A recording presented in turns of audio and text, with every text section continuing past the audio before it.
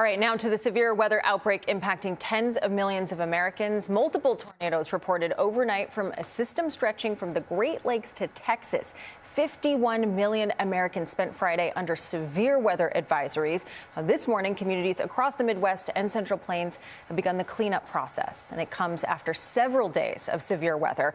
On Wednesday, a 41-year-old man was killed by a lightning strike in Wisconsin. That marks the first lightning-related death in the U.S. this year. CBS's Jonah Kaplan is in Rochester, Minnesota this morning, where at least one tornado touched down. Jonah, good morning. Yeah, good morning. And when you think about a tornado, maybe a small funnel cloud, you have to think about the force, though, and the winds. Look at this. It knocked over this massive tree like it was a bowling pin. But if you think this is kind of an extreme sight, wait till you look at this house over here, or what I should say, what's left of this home.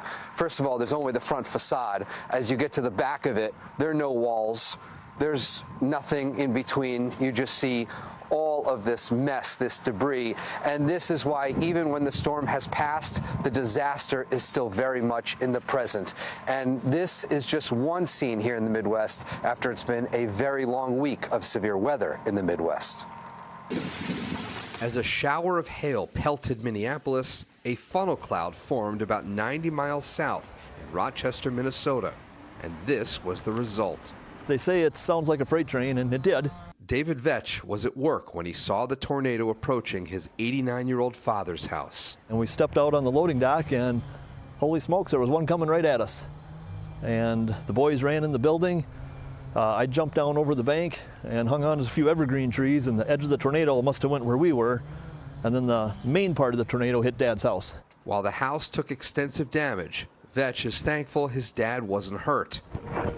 Hundreds of miles away in Lena, Illinois, you could see the moment a tornado wiped out power. The electricity went out, and I took the dog and went down in the basement in the shower, and I heard a big old crash, and I thought, well, there goes, there goes the roof. But it wasn't. It was obviously this.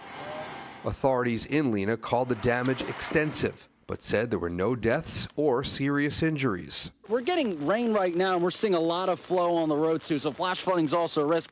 A twister touched down in suburban Kansas City, too, shredding houses and knocking out power. But the severe weather cleared out without any fatalities. It's been a destructive week across the nation's midsection, with more than 800 damaging storm reports, dozens of tornadoes, and dangerous flooding. But back here in Rochester, they're also starting to put the storm behind them. I don't even know who a lot of these people are that are out helping, but our neighborhood is pretty good at watching out for each other. And you know, these warnings, they're not suggestions. And all of this, there's such important reminders about why you need to take shelter when those warnings come in. Because it's not necessarily that funnel cloud that's the danger, it's all the debris that it picks up. And you can just see what this kind of cleanup is going to be for all of these people. Adriana? Oh my gosh, it's such a sad scene, but so hopeful to see everyone helping each other, even though they don't know each other. Jonah, thank you so much.